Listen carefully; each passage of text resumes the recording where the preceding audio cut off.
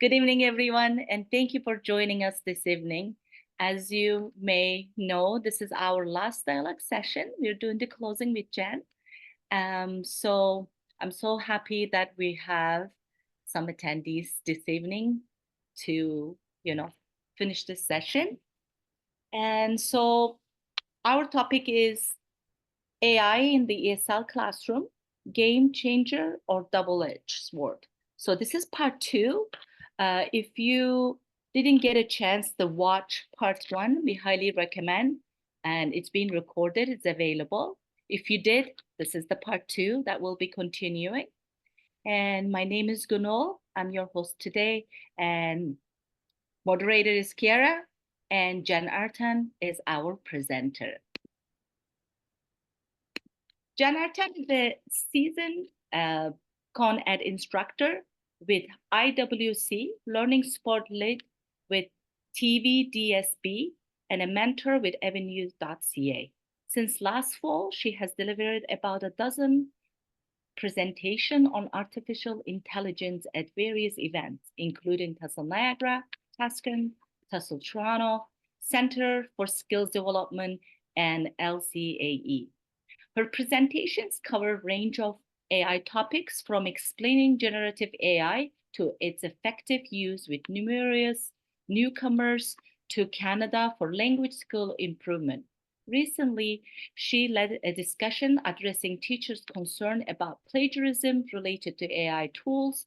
Jan continues to share her expertise on EdTech topics such as ChatGPT, Google Classroom, providing practical and relevant LCB-aligned resources for both learners and educators in both private and public sector.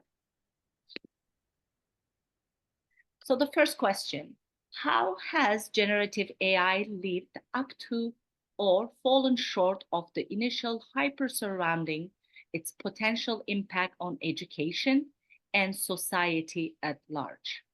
As I mentioned earlier, we'll start with Jen, and the platform will open to every one of you. Over to you, Jen. Excellent. All right, fantastic. I mean, this is a great question to start because it really makes us think about, because we're about 1.5 or 2 years into the generative AI phase, or whatever you want to call it. So we've had a little bit of chance to slow down, catch our breath, and say, what does this mean for where I work? What does this mean for education? What does this mean for learning? If you've been in the education field for a few years, you know we've had our share of tech hypes in the past. We know that when MOOCs first came out, about what, MOOCs, how long has it been? Maybe 10, 15 years ago, people were saying MOOCs are going to change the face of education. They're going to disrupt this, we've heard hype before around technology. Generative AI and AI is different. And depending on who you're listening to and where you're getting your information, subject matter experts are all over the page right now. You know, it's going to transform our lives in every possible way. People have likened it to the invention of the steam engine and how that spurred the Industrial Revolution. And some people have even said, like futurist Amy Webb, who has done some pretty amazing research on technology, she's going so far as to say we're currently in an AI super cycle where we're going to see impact in almost every possible part of society, in healthcare, in law, in education, in commerce, in banking.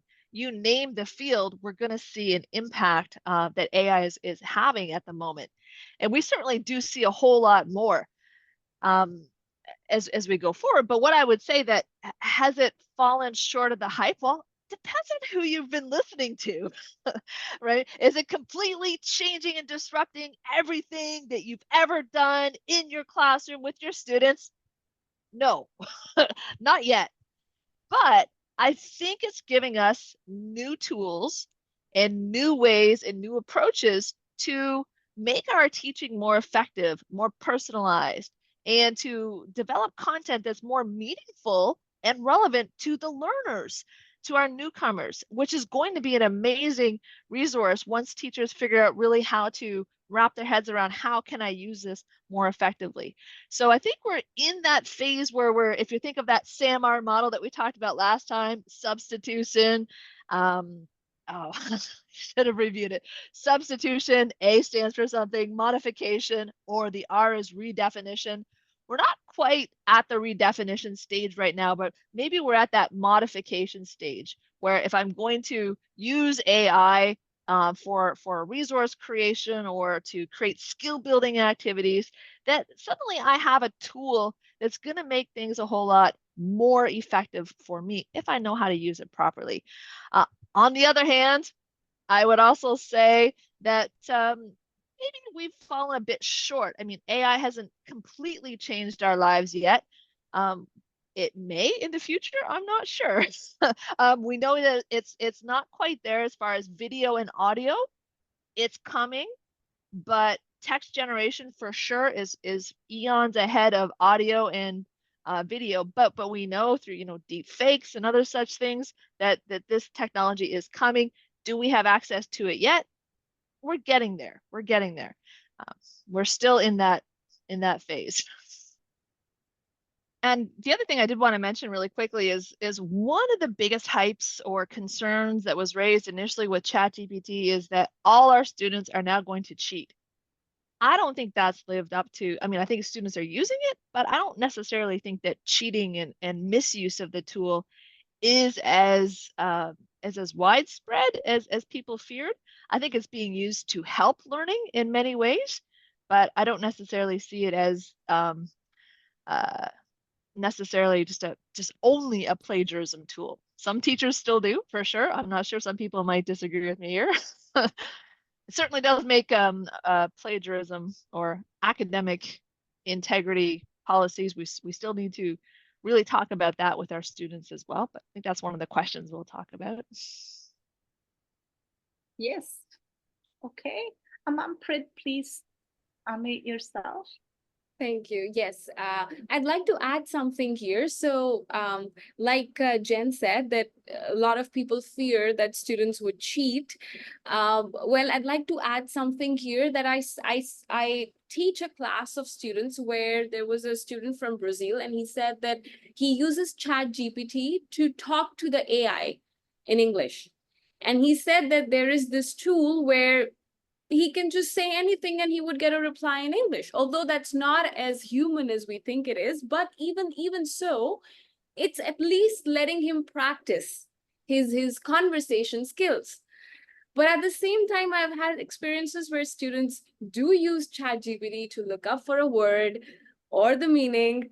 So I think it has its own set of advantages and disadvantages. Absolutely. Yeah, for sure. I just wanted to take that point as well. One of my students in my IWC class, Manpreet, she's doing the same thing. I introduced her to a tool called Hume, HUME.ai. It's an empathic conversational tool, and she loved it. I mean, she says, ever since we talked about that tool in class, I talk to it every morning. I practice my small talk. She works as well, so she's a working newcomer. So she says sometimes I have issues that I have to deal with at work, and I run them through with my AI partner first to get an idea of how I sound, but some strategies to discuss something. So it's really a great tool in many ways. That's right. Yeah, we have some optimistic views coming into the chat as well. Danielle says it's still just a tool. You actually have to create something before even using it. Otherwise, it is outright plagiarism, which is detectable through internet search. Mohammed says, I think it has reduced lesson preparation time massively. Danielle also adds, it's just a different way to learn, and learning has morphed with the availability of this tool. There's some positive thought on how AI can generate real-life images that you can use in A1 level classes as well. So a lot of integration into classroom. That's perfect. Thank you everyone for participating. That's wonderful. I also think that this is also a great tool for instructors who are supplying, because sometimes you have to do things on the fly. Either teacher is sick, they cannot give you anything, and you have a very limited time. So it's a perfect way to get you going. Yeah, for Yeah. sure. And if you're a supply teacher, having AI generate a game, right? Say with what you have, you can say I've got packs of cards and 18 dice. What game can I play with the dice, or what game can I play to practice a particular skill that we've been building, like the present perfect continuous, or adjectives, create a game for me really quickly. And it's really interesting to see the kinds of ideas that it will float your way. Some you, as experienced teachers, we've probably done a lot of these already, but maybe, hey, I forgot this would have been a great idea, or this is a good idea as well. Yeah, perfect for brainstorming for sure. Absolutely. Okay, let's continue with the discussion questions. We have total of 5. The first one is, what role should AI literacy play in adult education programs for newcomers? How can we ensure that learners understand both the capabilities and limitation of AI tools? So we'll start with Jen again. And this definitely applies to both our learners and our teachers, our instructors, our educators. I think one of the first things we need to talk about is the ethical use of AI. What does it mean to use AI ethically? Now, this is where we come back to, creating, if you're writing something, if you're creating something, how much of that is human generated versus how much of it is AI generated. But absolutely, I think one of the biggest things is that we talk about using AI ethically and with transparency. And one of the things I always tell the teachers when I do a training session is that if you're using ChatGPT, in the user agreement, if it's ChatGPT, Gemini, Copilot, or Claude, they all have a very similar user agreement. And that user agreement says, you may not represent something as human generated when it was AI. You're not allowed to do that. So please don't do that. Now, do people listen? No. I see AI everywhere. I see it in LinkedIn. I see it in blogs. I see it in, customer service. I see it in emails. People don't seem to be really paying attention to that. But I really think that if we're going to be introducing AI literacy to our newcomers, they first of all need to know how to use it ethically. And second of all, they need to know it is not a search engine. It makes mistakes. It hallucinates. It still does. Not as badly as it did when it was first released in 2023, but it still is not a search engine, especially the free version of ChatGPT.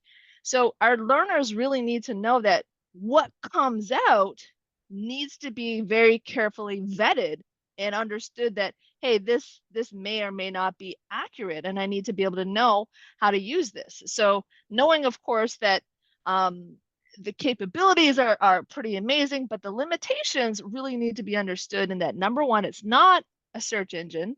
You still need to fact check. And we need to figure out how to use it ethically, which means if I'm using it to help create resources or materials, somehow I need to cite that.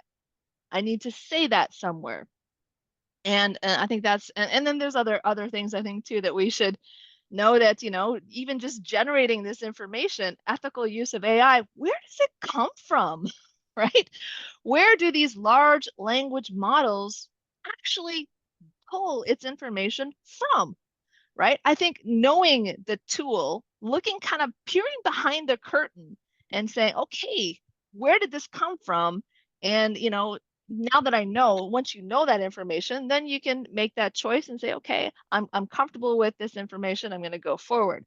And the other thing that I wanted to say is about bias. Hallucinations are a thing. It's not a search engine. Ethical use is a thing. The third thing is knowing that the material that is out there has still got a very high level of bias. And that's because of something called RLHF, so reinforcement learning with human feedback. So these models are trained with human feedback. Humans are imperfect. Humans make mistakes. And certainly, absolutely, certainly, there's a lot of bias in the data. It's in the process of being detoxified, but it is still there. So if we're going to be using it with our students, they need to be critical users and to say, okay, this image that I've had generate, this text a story that I've had generate, what kind of bias is in there that I should be aware of? Yeah, I think we have a lot of agreement coming through the chat. Sophia says that that's such a good point and worth mentioning at least at the beginning of the course. So in terms of just sort of setting the context for the use of AI or before an assignment or presentation. And Mimosa says it definitely helps to expand vocabulary by introducing new words and phrases in context. So using AI as a tool within classrooms. I might jump in here and say, so I don't actually come from an education background. I do a lot of education administration. I work more in supplemental instruction. And so academic skills is a really big focus of our programs. And it's been really interesting to see how a lot of the programming and just watching course instructors create their syllabi has shifted to either integrate or has totally shifted to include like digital literacy or critical thinking or more of these basic academic skills because they're anticipating that students are going to be using AI, whether they tell them to or not. So it's been really interesting. Perfect. Thank you for sharing that, Kiara. That's very interesting. Jen, I just wanted to second Kiara's point of view. She mentioned that digital literacy, and especially that's important for the students who are coming to a new culture and a new environment. For sure, they need digital literacy and cultural literacy as well, because they come from, sometimes they are refugees in some parts of the world where they haven't seen a computer in their life. So I think that aspect is quite important, teaching them how to be proficient using these platforms and these tools. Yeah, absolutely. I mean, we have to reach the students where they are, right? And if we're reaching students that you're absolutely right, they have never sat in front of a computer before, this is a whole new world. And that's quite a different class than students who have been internationally educated professionals that have come to Canada. So, like it's kind of a struggle for the teacher when those students are all intermixed. But it's also a good thing when you do have students of varying technical backgrounds, because we can find that oftentimes students will help each other, will share their expertise and build knowledge together in their own little community of practice, which is also amazing. Yes, I think we're seeing a lot of agreement. If it's part of the world, we are teaching task-based style, then it's kind of necessary to integrate. Paula also says, yes, I agree. A lot of students have worked with are learning how to use their laptops as the basic tool as well. Perfect. That's great. Anybody else would like to add anything before we move on to the second question? Maxine is saying, how do you deal with the student who have obviously used ChatGPT to do a written assignment, but Turnitin does not recognize it? One student did not even remove the insert your name here box. Yeah, that's a tough My one. goodness. Wow.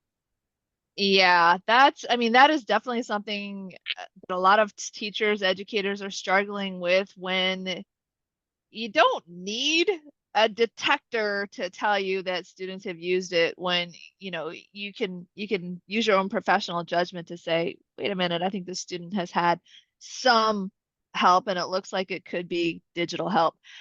When it's very obviously a ChatGPT response or a question, how do you deal with that? Depends on your institution.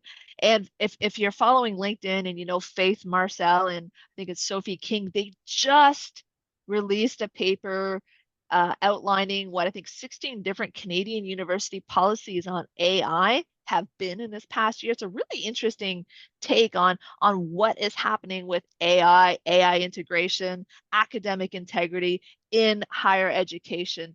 And it's like I said, it's an interesting that of course they're not all on the same page. So how do you deal with a student who has obviously used ChatGPT and turn it? I have to give a disclaimer. I am not a Turnitin fan.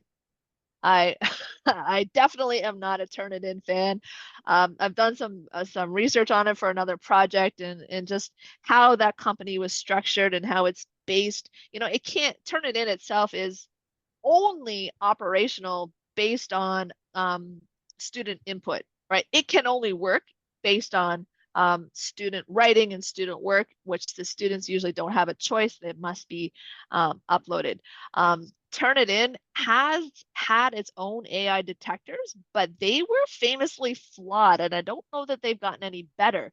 In other words, Turnitin's AI detectors might false positive or false negative a particular student's work as AI. And we know that there's issues with our non-native speakers of English because of things such as text perplexity and burstiness. These are just terms that indicate, you know, how likely is it that the person has used AI. So how do you deal with it? I mean, it's I'm in a school board, and I'm also at a college. I'm starting Fanshawe College in September. It really depends. I guess it's one-on-one. You talk to your student. That's what I would do. And if I have a pretty good solid idea that the student has had AI, ChatGPT, then I might want to know more. Then I might want to say, okay, so what kind of prompt did you give ChatGPT when you created this piece? How did you refine it? How did you edit it? You know, if it's just simply, here's the prompt, here's the output, there we go, then the student has not done any original work. And if it was for grades, then I'd be inclined to tell the student to revisit that assignment. There's a lot of agreement in the confusion around how to deal with academic integrity breaches in the chat. Danielle says, AI can be used to think of ideas, figure out how to smooth out writing. That's a learning process in itself.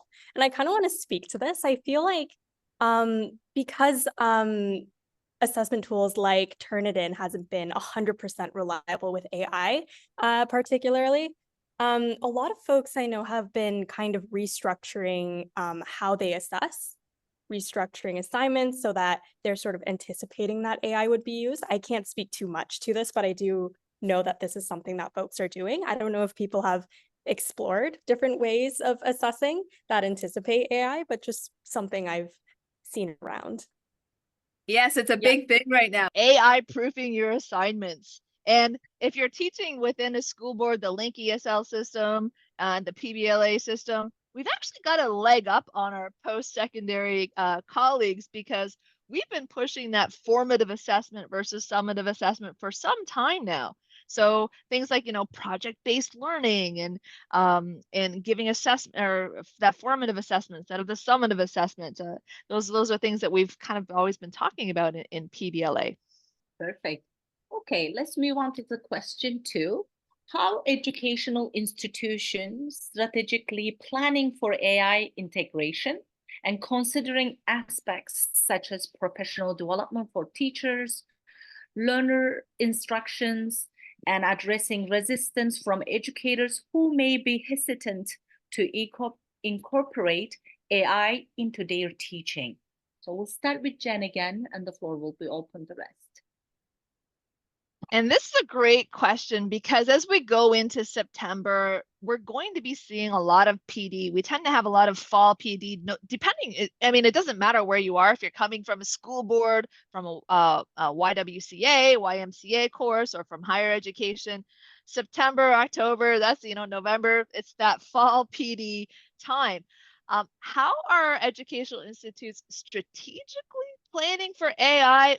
I would really like to know, because I'm not entirely sure how it's being done at the moment. But I do know that it needs to be proactive, strategic planning. What do we think about AI? How can teachers use it?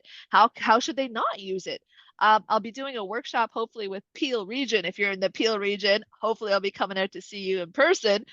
But Peel Region, they shared with me that they only have access to certain tools. So they only have access to Copilot, which uses ChatGPT's 4.40. They don't have access to Claude. They don't have access to Gemini, because it's not in their system's tool belt that they're allowed to use. So to me, it's really interesting how and why these decisions are being made. Now, I come from a school board that's a Google school board, so I'm hoping Gemini will also be a tool that we can use. But yeah, strategically planning for AI, this can't be something that is done on the fly, on the cuff, by the seat of your pants. And it kind of seems and it kind of feels, if there's any administrators out there, my apologies, please correct me if I'm wrong. Sometimes it feels like, they're still playing catch up. They're still trying to say, okay, now what do we do? How do we allow its use? Where do we limit its use? How do we train instructors or teachers on its use?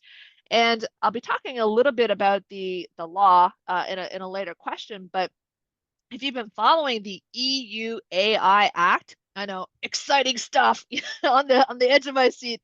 Actually, for me, it is kind of exciting because the EU is trying to roll out some of the world's first legislation on AI. So what kind of impact is that going to have on other areas, other countries, Canada in particular? Our bill has kind of been tabled for the summer. And what, is this going to have an impact? And one of the things in the EU AI Act, among many, many other things, is that if you are an organization that has any AI in any form, like, if your staff is using AI to compose emails, to look at, to using algorithms for something, you are required to provide training. And you have to document that you're providing this training. And the training has to be on the ethical, transparent use of AI so that people know what they're getting into. This is required. So this is just now rolling out in the EU. I can see this coming to Canada in a kind of, remember how, WMIS and AODA training is mandatory workplace training. I see something similar looming on the horizon for Canadian workplaces that are using AI. So I do see it coming. So maybe the reason why educators are a little bit hesitant to strategically plan for AI is because they're still waiting for the top of the chain, right? To get kind of, this is what we need to be planning for, this is what we need to look for, and then we can go ahead from there.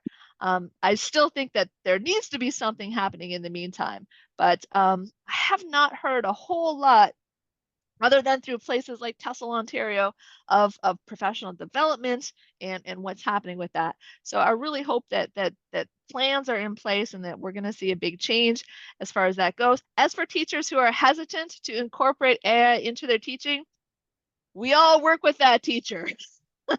I mean, that teacher is there. And I think we need to listen to them, right? We need to, if your colleague is hesitant, well, why? What are their concerns? And it's not okay to say, oh, they're just, they're just not into AI, or they're a Luddite or whatever.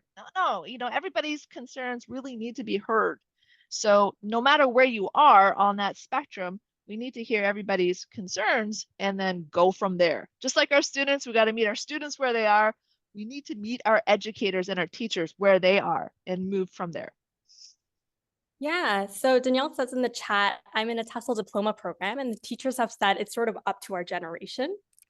And Sophia adds, these TESL dialogues and webinars have been such a great help. To go off of what Danielle said, I finished my OCELT last year, 2023, and even since then, things have changed. And I think I definitely agree. I think a lot of this lack of strategic opportunity for upskilling in this area definitely has to do with, one, how new everything is so new, but also to Sophia's point, everything is happening so fast and changing so fast and developing so fast, and things are releasing like every year. All these developers have things releasing annually, and it's hard to keep up with. Absolutely. Mohammed also adds, pairing more tech-savvy teachers with more tech-savvy teachers with less tech-savvy teacher ones. Peer observations along with webinars like these can also help.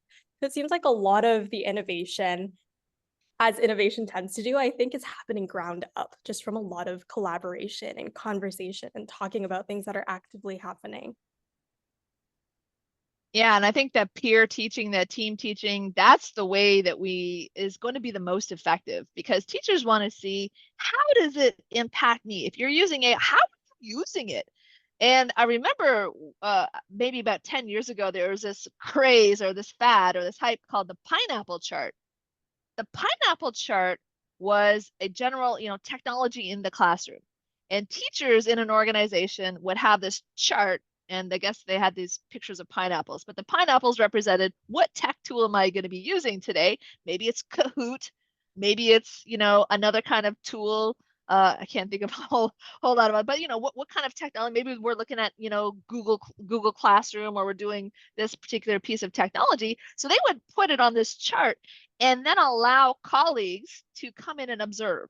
So if I'm teaching a CLB 5-6 class, and I'm going to be showing how to a customer service role play with an AI bot, and I want to show how we're going to use this and how we're going to have the AI act as a customer who is very angry or upset, or the other way around. And I want to show empathetic responses and rephrasing and paraphrasing and things like that. So maybe I have this plan all set up, and then I can say, hey, colleagues, if you're able to come in and observe and listen, and then we can go from there, which would be great. I know that's hard to kind of organize because we're all teaching at the same time, but wouldn't that be great?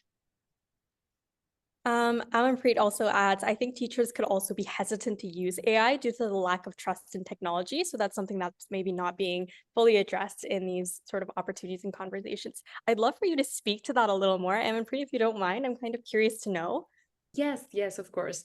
So for a long time, I've taught in India. And in India, not everybody is tech savvy, especially teachers who are middle-aged and teachers who are seniors. They're not very well exposed to technology. So if you talk to them, they'd be like, no, I don't trust technology. I don't know if it would show the right meaning. And so I think that trust needs to be built. It needs to be demonstrated, and it needs to be shown to them that if you trust the technology a little bit, it has a whole range of context and a huge an array of things that it can do.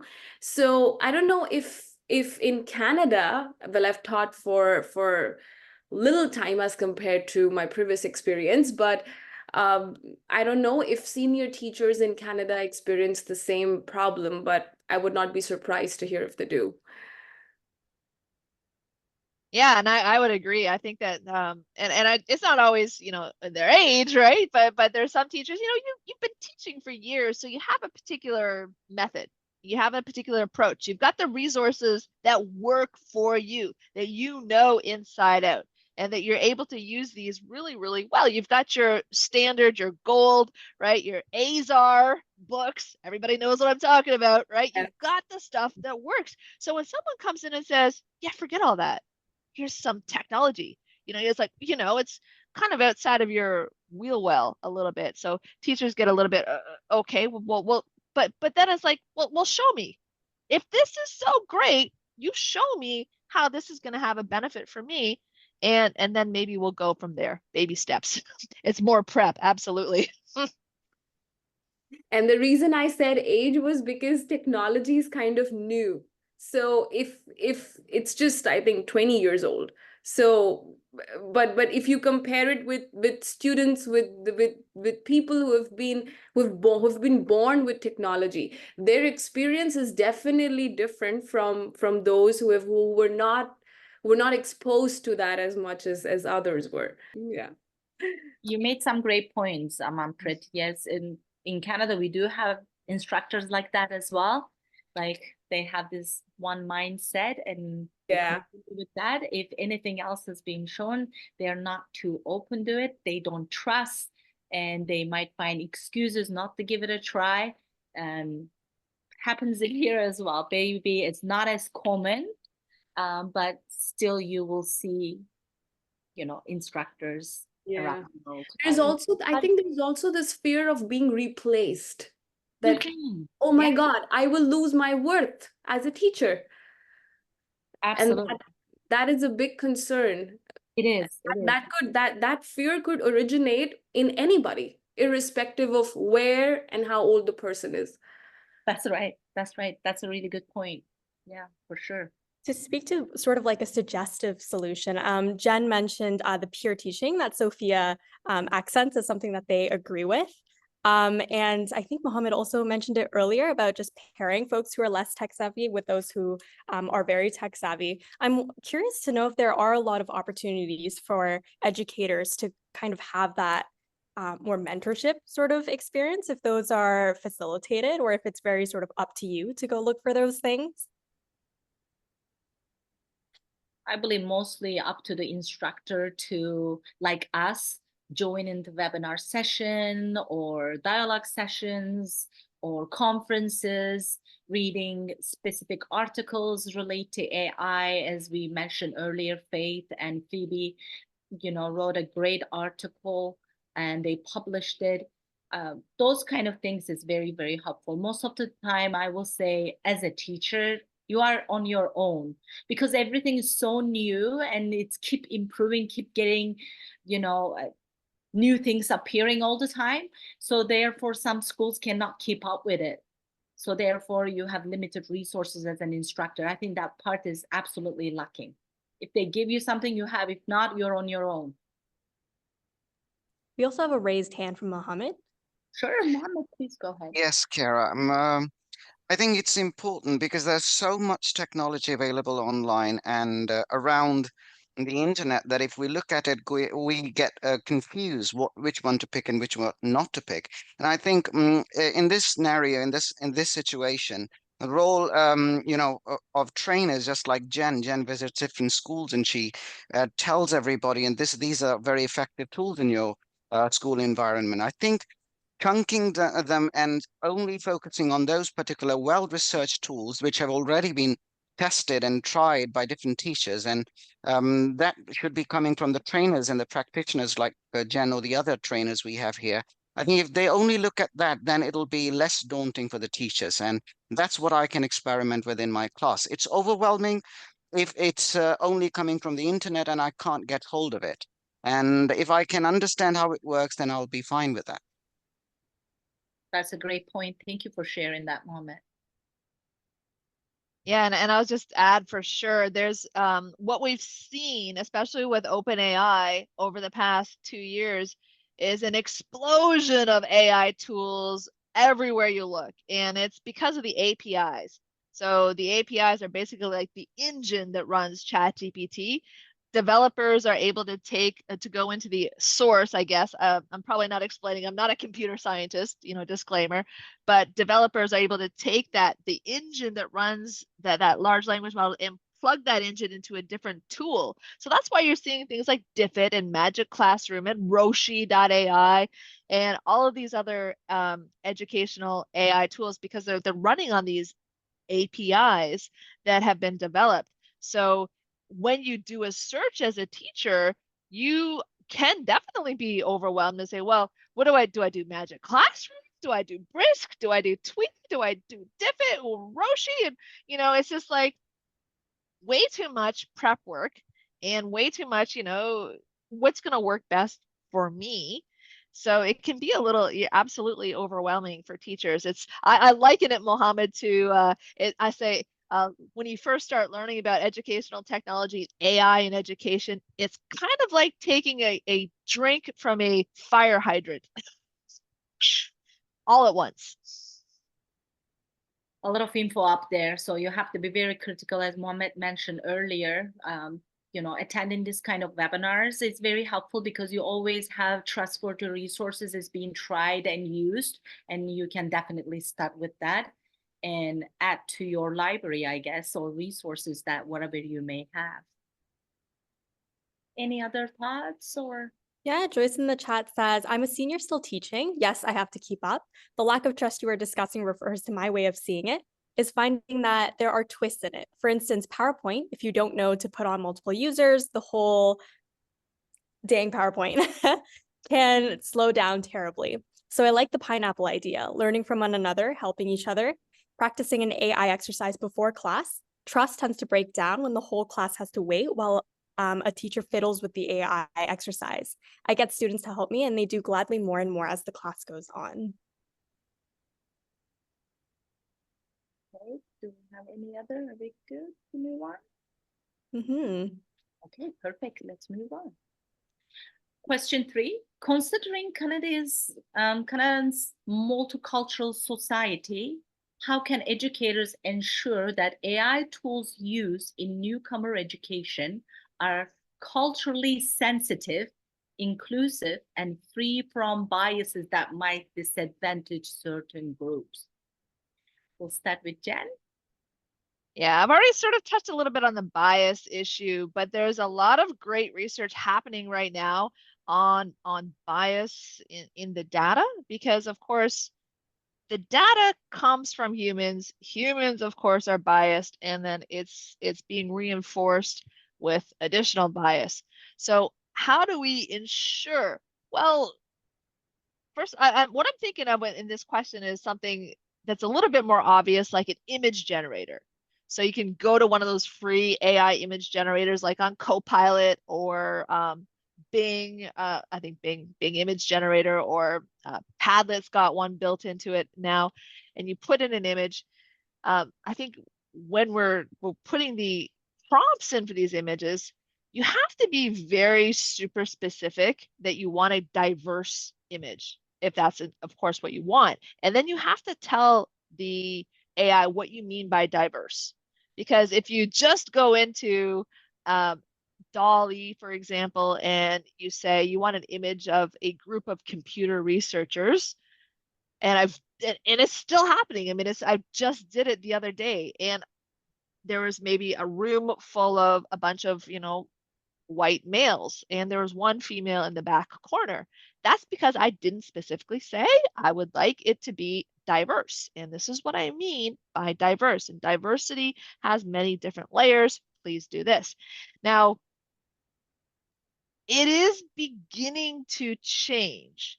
And if you know, if you've used Google Gemini, if anybody's used it, please let me know in the chat. I actually like Google Gemini, although now I'm more partial to Claude. So, I'm a little fickle. But Google Gemini had a built-in image detector. It still does. If you go to Google Gemini, and if you just have a Gmail or Google account, you can open it up and you ask it for an image of, an apple or a fruit, or, a bowl of fruit sitting on a red desk, whatever you want. No problem. It will generate it for you. Now, Gemini will not generate images of people at the moment. It won't do that because it had some issues. The Gemini image generators of people, which was really just released, I think, in January, Google really tried to address the bias issue head on. What happened was it refused to generate images of white people. So if you asked Google Gemini for an image of a pope, for example, or America's founding fathers, which is the example that I've seen, it won't generate white people. And so it was just so off that it wouldn't do that. So Gemini, they had to completely shut that down. And so now at the moment, you cannot ask Google Gemini to generate images of people. I keep looking for it to improve, but it hasn't come up yet. So considering Canada's multicultural society, how can we ensure it's free from bias? We need to be critical thinkers. We need to teach critical thinking to our students. We need to teach them to, when they receive the data, they receive the information, to critically assess it and say, does this represent me, or does this represent society in general? And if not, then maybe I won't use it. Maybe it's not appropriate for me to actually use. So it's difficult. And the paper that I mentioned earlier about from Faith Marcel and is it Sophie King? I don't want to get the names wrong, but they actually, when they were talking about all the university policies on AI, only one university actually head on looked at the bias against First Nations and First Peoples in AI, and that was the University of Saskatchewan. So how do we do it? I don't really have an answer at the moment. Just to teach that critical thinking, critical literacy, and if it's not generating images that are appropriate, then it shouldn't be used. Perfect. Thank you so much, Susan. We have Susan raised hand. Thank you.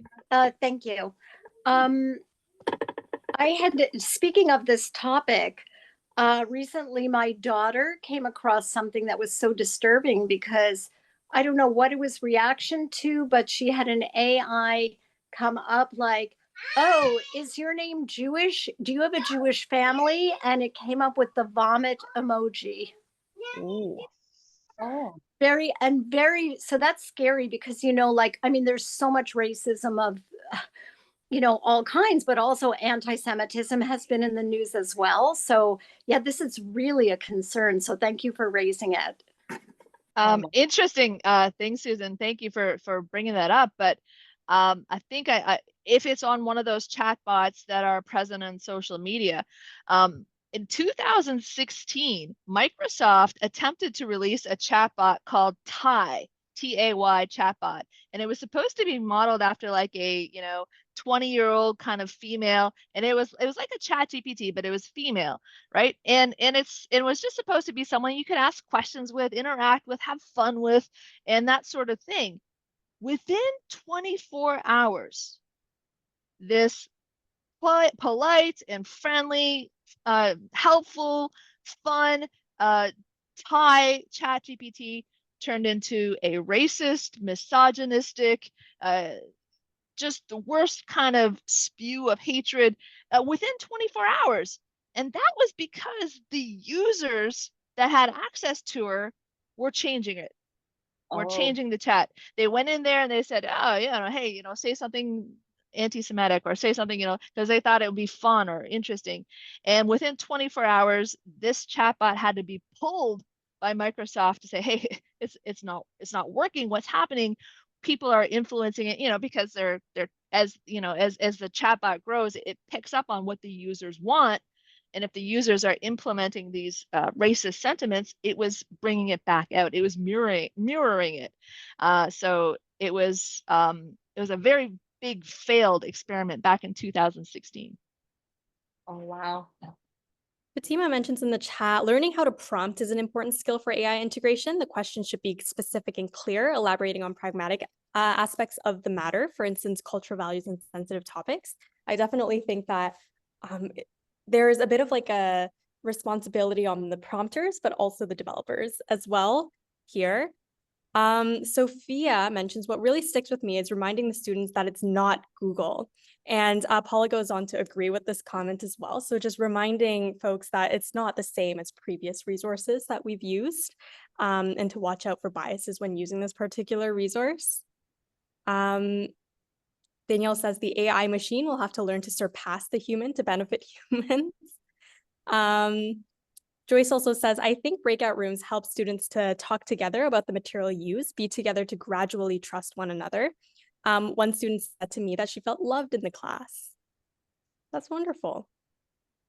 I kind of want to transition here with a comment that Danielle mentioned. I think she sort of takes a step back here and asks the question, are ethics itself universal in regards to what constitutes plagiarism altogether?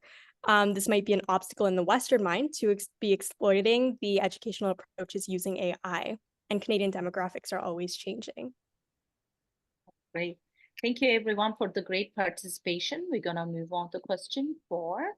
As AI increasingly automates certain jobs, how can adult education programs for newcomers adapt to prepare students for an evolving job market? We'll start with Jen again. Yeah, we sort of touched on this a little bit earlier, but absolutely AI is now. AI is in the workplace. AI is in not just the white collar workplace, it's in almost every conceivable workplace. For example, if you have an HVAC person come to your home to give you a quote, right? Maybe hopefully the person's been doing it a while, they can use their own expertise, but there are tools available now for our tradespeople to use AI tools to take into consideration, the age of the building, the structure of the building, and there's things that, maybe I don't know because that's not my field, but they're able to input this data and then come up with a reasonable quote for you. So your hair salon, your hairstylist, aesthetics, they're using AI to help generate the most perfect skincare routine for their clients and something that's very personal for you. White collar workers, Microsoft and LinkedIn just came out with a state of the work report just maybe a month or two ago. And at the time, they reported that between 70 and 80% of white collar workers are using some form of AI at the moment in their workplace. Be critical. That report was done by Microsoft, right? And LinkedIn. And you know what? I think perhaps Microsoft might have a little stake in the AI market at the moment. So that aside, I looked at the report and they were looking at like 30,000 different workplaces around the world, in asking questions about, how's AI being used and that sort of thing. So it was really interesting to see how AI is being used at the moment in work. So we want our students to be successful. We want our students to go into the workplace prepared, able to think critically, to read, to speak, to listen, to write, to interact, to be empathetic, to understand the culture. But we also would be doing them a disservice if we didn't digitally prepare them for the workplace. And again, we mentioned this a little bit earlier, but knowing that some of our students are starting off at absolute ground zero with zero digital skills at all, it's quite a distance that they need to go in order to be able to get to where they need to be. How do we prepare it? Well, it depends really on the field, but I think going forward, again, has to do with strategic development and planning and whatnot, is to learn, okay, what exactly, if you're going to be going into banking or finance, if you're going to be going into customer service or retail or the hotel industry or home improvement industry, what kinds of AI tools are being used? And a lot of it is generative AI, and that's, I think, the kind of the focus here. So if generative AI is being used in some form, then we have to make sure our students have a solid understanding of what that means. Again, the ethics, the transparency, how to use it, and so on and so forth. So I think that it needs to be more than just a module in a workplace topic in our courses. It needs to be continued, because we talked a little bit about how the changes are happening, and AI is it keeps coming at us more and more. There's more updates. OpenAI just updated its chat GPT. It was some really amazing. I don't have my phone with me, but there's some really cool things that are happening now with the phone version of ChatGPT and being able to speak to it and being able to see you. But we really need to keep on top of that, because we need to be able to get our students comfortable, familiar, and at least knowledgeable of, okay, this is what AI means, right? And this is how I'm going to use it for, to help me prepare for a job interview, to help me prepare for my cover letter, right? To help me prepare for, like I said, all kinds of things, even before they get into the workplace. That's perfect. We have thoughts coming from sort of almost different sides here in the comments. Mohammed says it can help with CV and cover letter preparation, AI. But Danielle also said maybe not as useful in a CLB1 class. So we have sort of opposite spectrums here on how AI could help or not help. Yeah, well, if the goal is to get that CLB1 class to the workplace at some point, which I think we think is generally around CLB4, CLB5, that's when they start, integrating into the work. Maybe a little bit of AI, baby steps as we go forward, so that it's not, a big shock once they get to that higher level. Yeah, that's a good point. I was going to ask if you think that there's a specific maybe level of language or certain point where it would be ideal for digital literacy to be introduced, or maybe it is something that anyone can be introduced to gradually. Yeah, one of my roles this year was to do some digital introductions to brand new students at our organization, and it's the whole, this is our Chromebook, and this is what Google Classroom means, and this is this, and so and so. And I started early on just by saying, one of the first questions I asked is, do you know ChatGPT? And almost every one of my new students that came in said yes. Maybe if I had a room full of 10 students, 8 would say, yes, we've heard of it. And 2 people would be like, what? ChatGPT? What is that? And then the others would talk to them and explain, oh, yes, I've heard of it. I know what it is. So if they're not using it, they've already heard about it. Wow. All right. Let's move on. Question 5. We have a raised hand from Sylvia. Oh, okay, Sylvia, we'll start with you and then we'll continue with the question 5. Yeah, I just want to add that I have a full-time job. I work in communications in the government, and we're starting to use AI tools. There's a couple of things that I want to mention with ESL learners. One is digital literacy, which you have been talking about. Digital literacy is mainly about how to use digital type, even how to use the mouse, because some of my learners are not that familiar with even the keyboard, using a mouse, being able to open and close windows, move windows around. Those types of things can be the basic digital skills, the digital literacy piece of it. And then there's another piece to it, which is digital citizenship, right? And how do you teach students to become citizens of the internet, of the tools that we're using? Right? Citizenship, sort of very similar to how we are citizens of Canada. How do we all live together in a society, right? What are the rules? What are the protocols? How are we supposed to have, how do we behave? What is the conduct? Similar in the digital world, right? So how do we teach that digital not just the literacy part, but also to become a citizen? So I just wanted to make that distinction between literacy is one thing, citizenship is also another thing that needs to be throughout the entire curriculum, throughout starting from as soon as we're born, actually, because a lot of the kids nowadays, they know how to pick up a phone, they know how to pick up an iPad, and they start to use it. So as young as that. Thank you. Thank you, Sylvia. So let's move on to question 5. How are current and emerging Canadian laws and regulations shaping in the use of AI in education? And what legal consideration should educators be aware of when implementing AI tools in their classroom? Jen, over to you. And this is the thing that, I mean, we've talked about how quickly AI is being deployed and used. Canada doesn't yet have legislation. They're working on it. Bill C-27. It's part of PIPEDA, like the Personal Information Privacy Electronic Documents Act and AIDA Act. What's happening, like I said, is what I think the impact from the European Union and its level of risk assessment, and what does AI who are the deployers and the developers and the providers, who are they, and what kind of responsibilities do they have?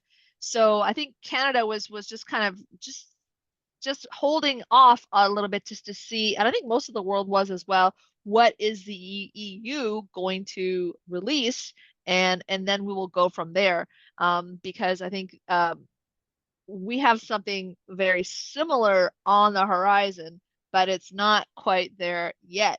I think the privacy issues, the privacy laws, that's, I think, one of the biggest things that Canadian educators are really concerned about is how much to share and how much not to share. And so as for a law, Bill C-27 has not yet been passed, so Canada is still waiting. But interestingly, what I will say about the European AI Act is that OpenAI, the company behind ChatGPT, is not really going to be super happy with some of the transparency regulations. So the European Union, among other things, it outlines different levels of risk prohibited use of AI, certain things like biometrics and facial recognition technologies, social scoring, social credit, things like that, which will not be accepted. But one of the things further on down the list is things like ChatGPT.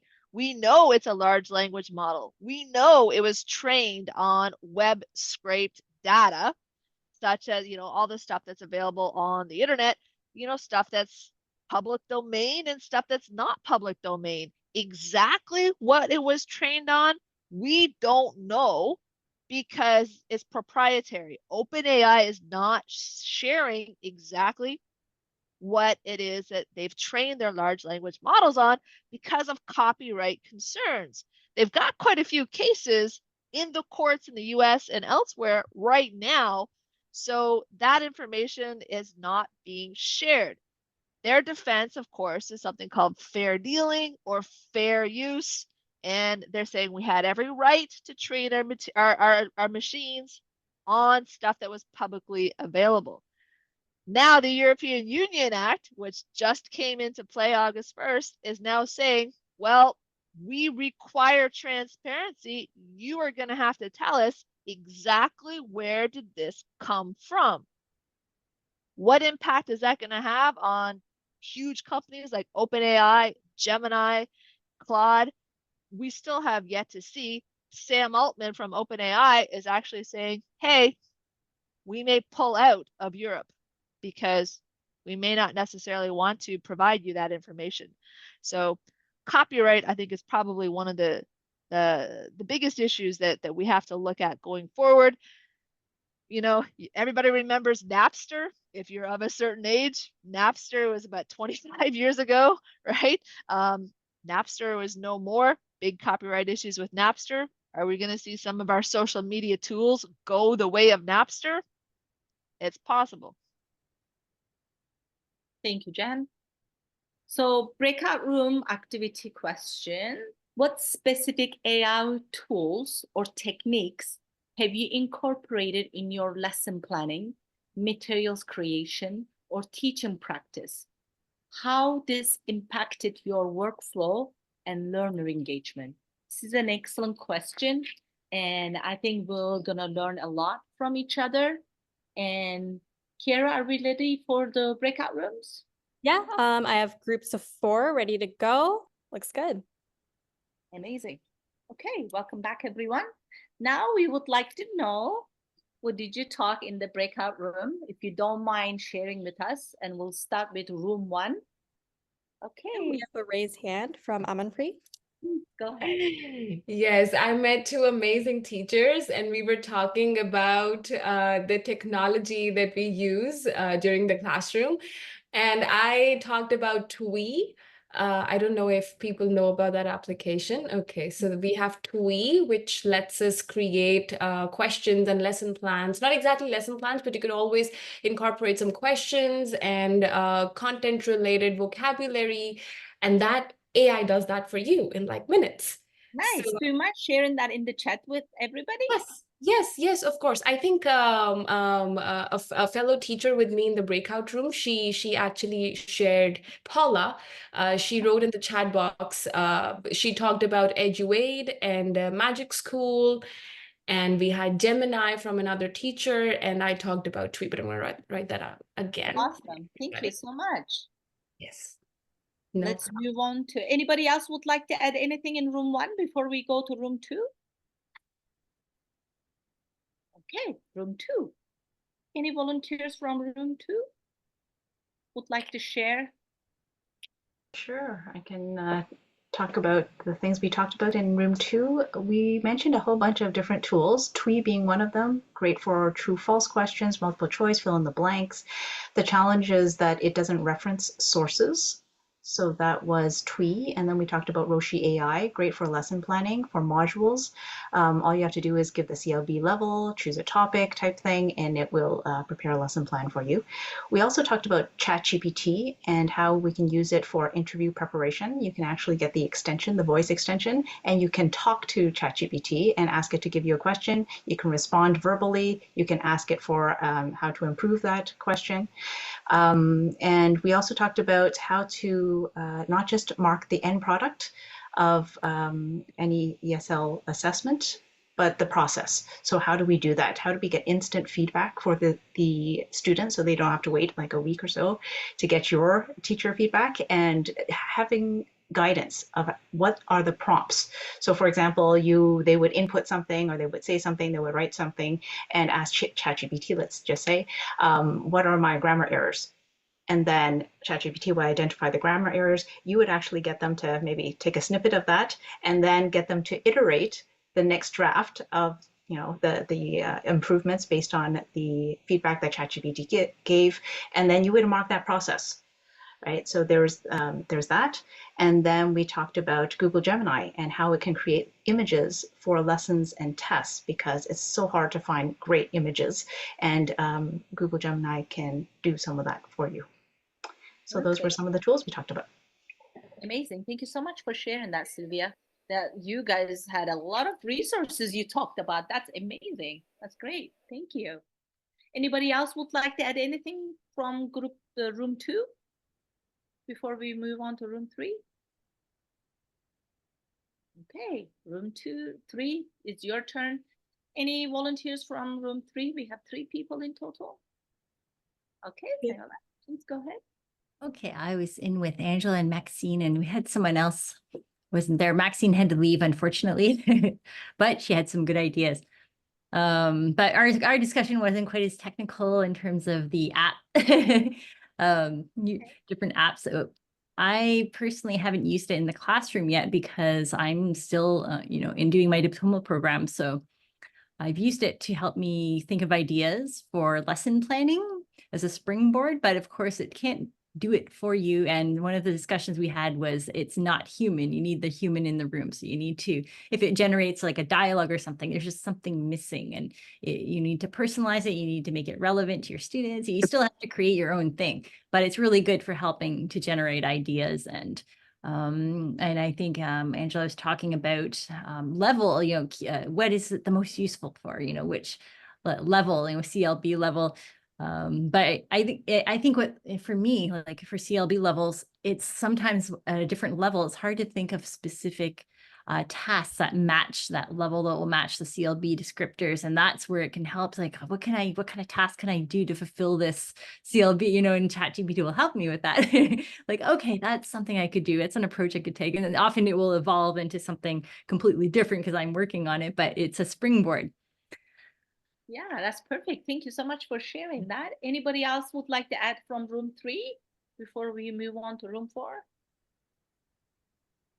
Okay, room 4. I think I was in room 4. Is that right?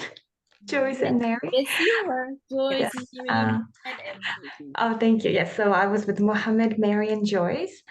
So most of us have only used ChatGPT so far.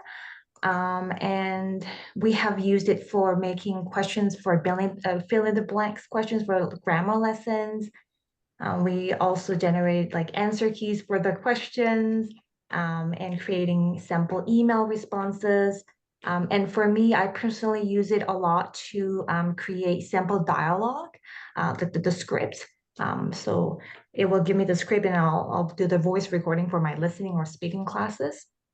And then I think it was Mohammed, he uses to make prompt questions and assessment questions as well, I believe. Did I miss anything?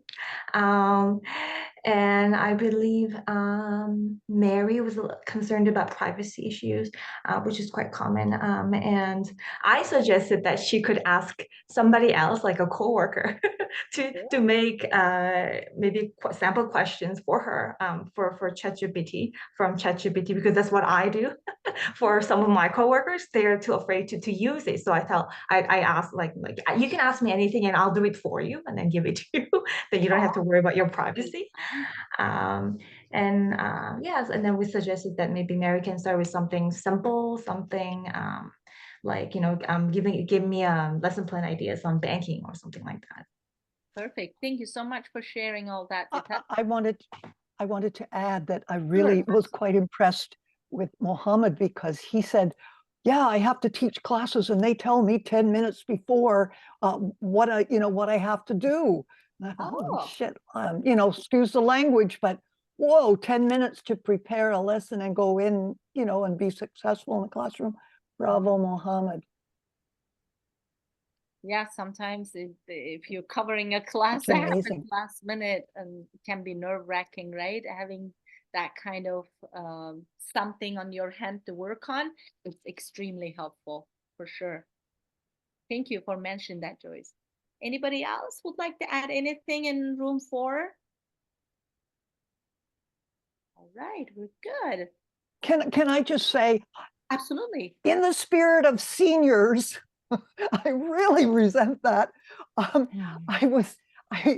Centennial, I was among 800 teachers voted the 5 finalists.